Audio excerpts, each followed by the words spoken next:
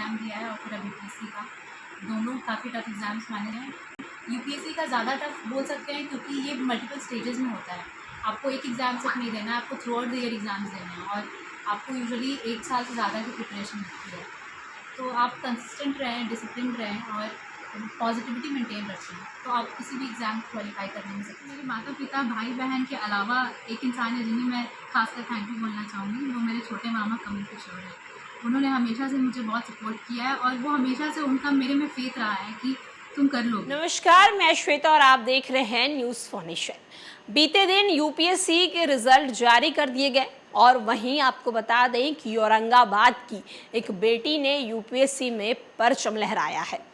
औरंगाबाद के सत्येंद्र नगर की मोनिका श्रीवास्तव ने संघ लोक सेवा आयोग की परीक्षा में 445वां रैंक हासिल कर बिहार का गौरव बढ़ाया है। इंजीनियरिंग ब्रिजेश श्रीवास्तव और प्रधान अध्यापिका भारती श्रीवास्तव की सुपुत्री मोनिका ने इसके पहले आईआईटीएन रह चुकी हैं, एक बड़ी मल्टीनेशनल कंपनी में काम भी कर चुकी हैं। पिछले वर्ष आयोजित बिहार लोक सेवा आयोग की परीक्षा में उन्होंने पूरे बिहार में 6ठा स्थान प्राप्त किया था। वो महिला अभ्यर्थियों में टॉपर थी। फिलहाल मोनिका श्रीवास्तव बिहार सरकार में सहायक कर आयुक्त है और उन्होंने अपनी नौकरी के साथ साथ यूपीएससी की परीक्षा की तैयारी की। इस परीक्षा में उनका 445वां रैंक आया है। मोनिका वरिष्ठ पत्रकार कमल किशोर और श्रीराम अम्बस्ट की भगनी है। मोनिका की 2 बड़ी बहनें प्रीतिका और श्रुतिका और एक भाई वैभव, तीनों एमडी डॉक्टर और एक छोटा भाई सब दिल्ली आईआईटी में अध्ययन कर रहा है। मोनिका की सफलता की सूचना मिलते ही उनके घर पर बधाइयों का तांता लग गया। लोग ने औरंगाबाद की इस बेटी और उसकी इस कामयाबी पर बहुत बधाई दी। चलिए तो हम आपको सीधे मोनिका से सुनवाते हैं कि उनका क्या कुछ कहना है, उन्होंने किस तरीके से नौकरी करते हुए यूपीएससी की तैयारी की और इसका श्रेय वो किसे देती हैं। हम आपको उनसे ही सुनवाते हैं। बहुत अच्छा महसूस हो रहा है। मेहनत की थी पिछले 1 साल, वो अल्टीमेटली रंग लाई है और मैं अपने सारे फैमिली मेम्बर्स को थैंक्स बोलना चाहूँगी।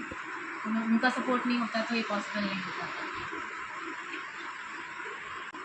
जी, मैंने पहले भी यूपीएससी में प्रीलिम्स की परीक्षा दी थी और उसमें मैं उत्तीर्ण नहीं हो पाई थी। तो मैं अन्य लोगों को जो इस परीक्षा के लिए प्रयास कर रहे हैं उनको यही बोलना चाहूँगी कि हो सकता है आपका फर्स्ट या सेकेंड अटैम्प्ट में प्रीलिम्स क्लियर नहीं हो, लेकिन फिर भी आप गिव अप कभी मत करना और हमेशा अपनी तैयारी कंटिन्यू रखना।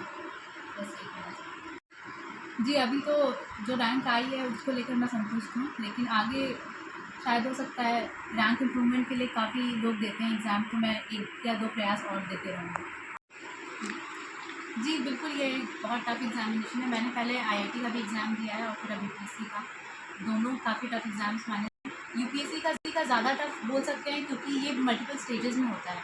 आपको एक एग्ज़ाम सिर्फ नहीं देना है, आपको through out the year exams देने हैं और आपको यूजुअली 1 साल से ज़्यादा की प्रिपरेशन लगती है। तो आप कंसिस्टेंट रहें, डिसिप्लिन रहें और पॉजिटिविटी मेंटेन रखें, तो आप किसी भी एग्ज़ाम क्वालिफाई करने में सक्सेसफुल होंगे। मेरे माता पिता, भाई बहन के अलावा एक इंसान है जिन्हें मैं खासकर थैंक यू बोलना चाहूँगी, वो मेरे छोटे मामा कमल किशोर हैं। उन्होंने हमेशा से मुझे बहुत सपोर्ट किया है और वो हमेशा से उनका मेरे में फेथ रहा है कि तुम कर लोगे। उनका ये कहना ही मेरे लिए बहुत रहता था कि तुमसे हो जाएगा, तुम्हारा हो जाएगा। उनको थैंक यू सो मच।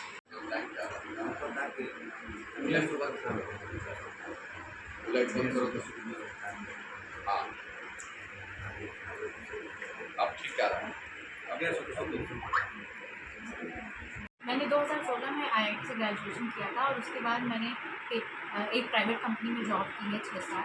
वहाँ पर एक अच्छा पैकेज होने के बावजूद मेरे अंदर से एक इनर कॉल था कि मैं पब्लिक सर्विस में जाऊँ, क्योंकि ये सिविल सर्विसेज जो है वो एक प्लेटफॉर्म देता है, आप पॉलिसी इम्प्लीमेंटेशन, पॉलिसी मेकिंग और एक आप इम्पैक्ट बना सकते हैं, टैंजिबल इम्पैक्ट। उस वजह से मेरा रुझान सिविल सर्विसेज की हो गया और मैंने अपनी जॉब के साथ साथ तैयारी को स्टार्ट करने की सोची।